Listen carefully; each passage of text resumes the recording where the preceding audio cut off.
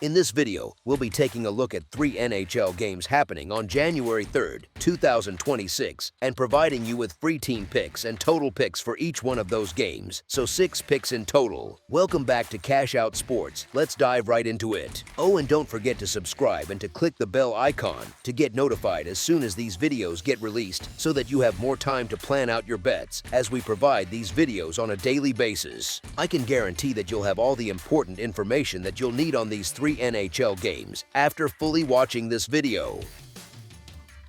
One more thing before we start, if you would like to gain access to our best exclusive sports picks to take your journey to the next level, then check out our Patreon in the link down below where we offer our best single picks, parlay picks, and much more. Now let's get started. Colorado Avalanche versus Carolina Hurricanes. Colorado rolls into Raleigh looking less like a hockey team and more like a cheat code that slipped past quality control. 32-7 on the season, still perfect in regulation at home, and sitting on a goal differential already north of +70, it feels like they are speed running the first half of the year while everyone else is still loading their franchise mode. That kind of profile is not just good hot streak territory, it is the sort of sustained dominance that usually forces odds makers to shade every line a little heavier than you would expect, especially once a win streak hits 9 games like it did with that 6-1 demolition of St. Louis on New Year's Eve. On the other side, you have Carolina, and this is not some cute underdog story. This is a heavyweight that has just been punched in the mouth a couple of times. They sit on 51 points with a strong record in the low 20s for wins, hold first place in a tough metropolitan division, and carry a healthy positive goal differential, which tells you their resume is more substance than smoke. They were rolling along with strong form recently, including a comeback overtime win against the Rangers, but then got dragged into a 7-5 track meet by Montreal to open 2026 and watched that one slip away in regulation in their own building. So emotionally, this spot is interesting. You get the home crowd that wants a response, but you also get a group that has just given up 7 at home and now has to solve the best team in the league the very next time they hit the ice. There is a rhythm factor here too, and bettors sometimes overlook that part when they focus only on numbers. Colorado gets a clean reset after the Blues game. They can travel, reset the legs, and treat this as a statement road swing.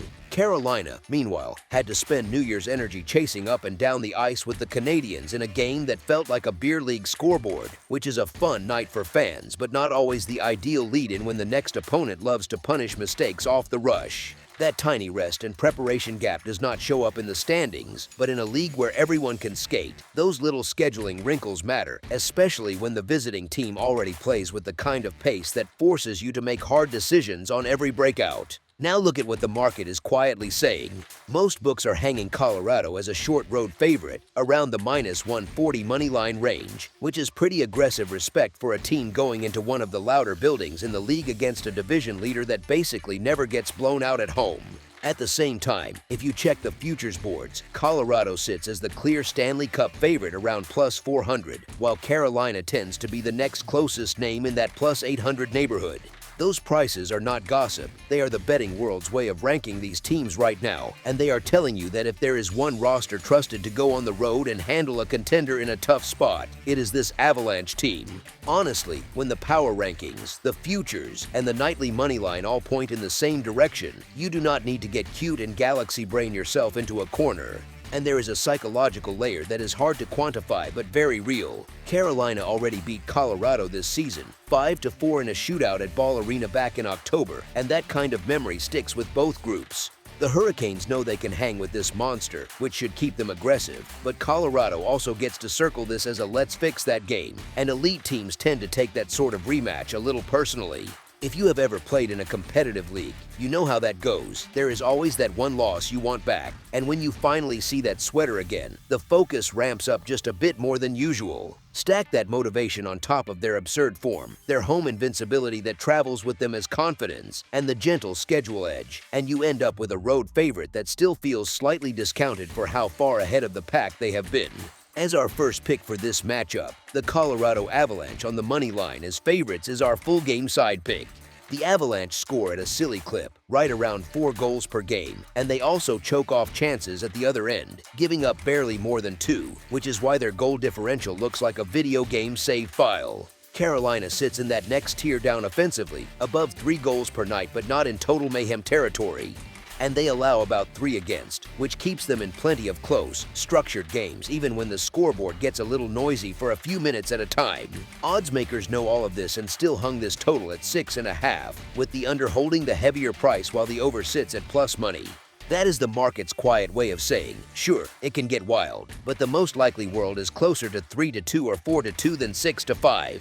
Think of it like an airport security line. You might occasionally see someone breeze straight through with no weight, but the planners do not staff for the lucky outlier, they staff for the most common outcome. Books think the most common outcome here is a high-level game with bursts of speed, not a circus where every rush ends in a goal horn. Carolina's style also nudges this toward a lower total if both teams play to their identity. They live in the offensive zone, sit at or near the very top of the league in shots per game, and spend a lot of nights pinning teams in their own end with a relentless forecheck. The twist is that their shooting percentage sits closer to average, so all that pressure often turns into volume without constantly lighting the lamp. From a totals angle, that is sneaky important because it points to long stretches of sustained pressure, changes on the fly, and crowd noise without automatically promising a 6 or 7 goal explosion. Defensively, both clubs can play the kind of you-get-nothing-easy style that keeps scores in check when they feel like tightening the screws. Colorado is number 1 in goals against and also near the top in fewest shots allowed, which is not a combination you see by accident. They do not just outscore you, they also compress the ice when they are ahead, almost like a football team that flips into a ball control offense and happily chews clock. Carolina, for their part, gives up very few shots per night, first or close to first in that department, and that kind of shot suppression usually drags totals downward because opponents simply do not get as many clean looks as they are used to. There was a recent analytical breakdown that slotted the Hurricanes as a top-tier defensive club by shot and goal suppression, and the way their game logs read this year backs that up, so this is not just a reputation thing, it is supported by current season data. Special teams quietly lean toward the same script. Colorado's power play is sitting under 16%, which is firmly in the bottom third of the league, while Carolina's sits right around 19%, which is closer to league average than automatic 2 goals a night. Both penalty kills, especially Colorado's, are strong, with the Avalanche sitting in that mid-80s range and the Hurricanes around 80%, so a lot of those 2-minute minors project as killable rather than instant fireworks. If you think about totals as needing a certain number of free goals from special teams chaos, this matchup just does not provide as many built-in freebies as the names on the jerseys might suggest. Psychologically, there is also a decent chance both sides treat this like a mini playoff preview. You have one team that just gave up 7 at home and will absolutely want to show the coaching staff that the defensive lapses were a one-night thing, and another team that takes pride not only in scoring, but in suffocating teams when it matters. In spots like that, coaches tend to shorten benches in key moments, lean on trusted pairings, and play a more conservative third period if the scoreboard is tight, all of which usually acts like a wet blanket on late scoring. So while a crazy back and forth game is always possible with this much talent, the more realistic script is a high-quality, high-intensity matchup that stays a little more controlled than the highlight reels would have you believe. As our second pick for this matchup, under the projected total is our full game total pick. Pittsburgh Penguins versus Detroit Red Wings. It is a fun spot, right from puck drop. You have this early start in Detroit, the second leg of a little 2-game dance where these same teams just spent New Year's evening knocking each other around in Pittsburgh. That first meeting went to extra time, a tight 4-3 finish that felt more like a playoff preview than a mid-season formality. And you can feel that carryover hanging over this rematch. Detroit skates in as the home favorite, sitting near the top of the Atlantic, with that familiar buzz inside Little Caesars Arena and the crowd already half in game mode before warm-ups are done.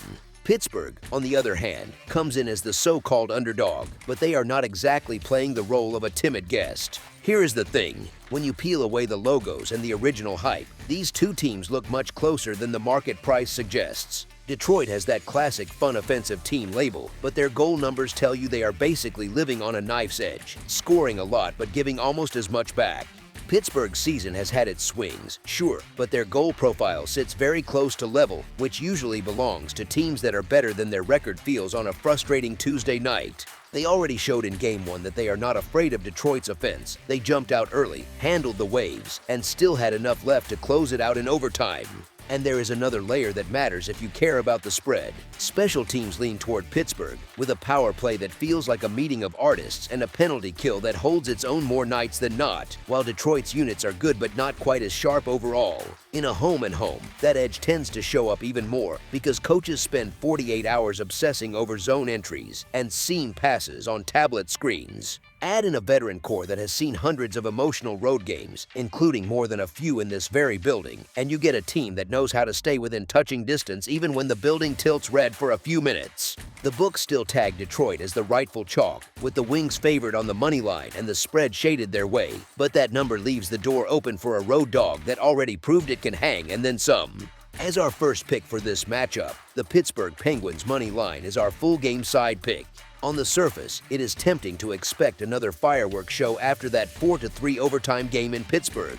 You see two offenses with plenty of skill, a star center who still controls games like a chess player, and a Detroit group that loves to push pace at home, and it is easy to picture a scoreboard lighting up from the opening face-off. Honestly, the story is a little more subtle than that. Both teams sit in that modern NHL sweet spot where they score enough to scare you, but not so much that every game turns into a track meet. Their season scoring patterns land in the low sixes on average, not up in that 7 or 8 goals every night territory that pure overs need. Even that first meeting is a clue. It finished 4-3, sure, but in regulation it was just 3-3, which is exactly what you would expect from two teams that trade chances but still have structure baked into how they defend. Then there is the timing. This is a lunchtime puck drop, which players love once it is over, but it can feel a little strange while it is happening. Routines are different. Meals are earlier. Fans are still waking up from the night before. Those games can start a bit slower, especially in the first period. And if the first 10 minutes feel sleepy, that matters a lot for a total that sits at 6.5. Both coaching staffs just spent the last day replaying every breakdown from Thursday, pausing the video at the exact moment a stick was a few inches too high or a backcheck was half a stride late. That usually leads to cleaner penalty kills, tighter gaps in the neutral zone, and fewer of those wild, broken plays that inflate scores. The market gives us one more nudge in the same direction.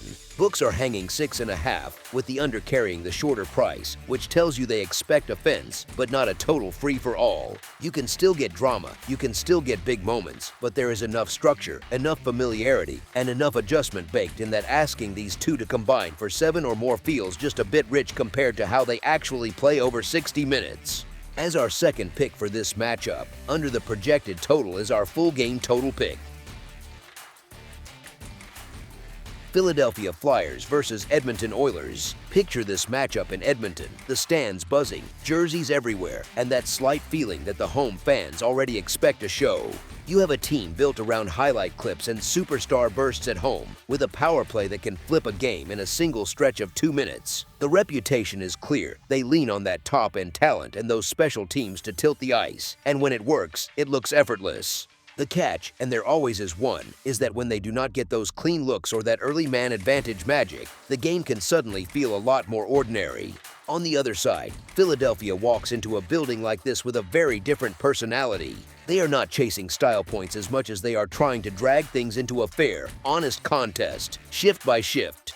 Their structure, their patience, and that willingness to embrace ugly, low-event hockey turns a flashy night into a grind before fans even notice the tempo has changed. It is the kind of team that feels like a long road trip playlist. Not every song is loud, but the whole thing makes sense by the end. Here is the thing. When a team priced as the clear favorite is still figuring things out in goal and living a bit on the edge defensively, and the visitor is comfortable being that annoying, disciplined opponent that never quite goes away, the gap between what the odds suggest and what the ice actually gives you starts to shrink. You can see a game script where the home team still gets its looks and still has its surges, but the visitors keep answering with that slow, steady resistance, winning little battles, clogging lanes, and turning what looks like a mismatch on paper into something much closer to a one-goal coin flip in real time. Honestly, in spots like this, the value often sits with the team that is fine with a 3-2 style of night, not the group chasing a 6-3 party. As our first pick for this matchup, the Philadelphia Flyers money line is our full game side pick. A total number sitting up at 6.5 is basically the odds makers saying, go on, picture a track meet. On reputation, you can see why. The home attack has the firepower, the star power, and that power play that feels like cheating when it gets humming. A lot of casual bettors see that, remember one wild 7-4 kind of game on a random weeknight, and just assume fireworks again.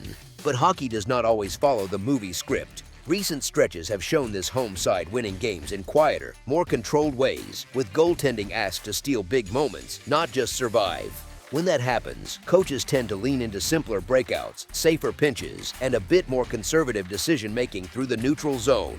It is not as glamorous, but it drags totals down a touch, even for offensive teams. Philadelphia, for their part, rarely wants a contest that feels like a loose pond hockey run.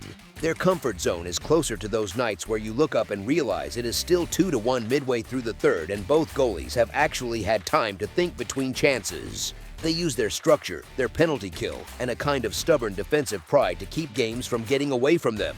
On a road trip, especially, that mindset often hardens because nobody wants to chase all night and then hop on a plane feeling like they wasted their legs. Let me explain why that matters for this number. When one team is being nudged towards slightly safer hockey because of its own situation in net, and the other team is almost philosophically wired to slow things down and keep scores manageable, you suddenly do not need perfection to stay under a high total. You just need a game that leans more toward a chess match with a few bursts of chaos, not 60 minutes of end-to-end trading chances. There can still be momentum swings, there can still be big chances both ways, but the overall rhythm trends more toward that 5 or 6 goal pocket. It is the kind of script where a 3-2 or 3-3 late situation feels far more natural than something like 5-4 early in the third. As our second pick for this matchup, under the projected total is our full game total pick. That's all for now, so if you have any other games you would like reviewed, then leave a comment down below with the game you would like analyzed, subscribe to our channel, leave a like on this video, and we'll get to it as soon as we possibly can. We would also love to hear your opinion on the picks presented to you in this video, whether you agree or disagree with them, so leave a comment down below and do let us know.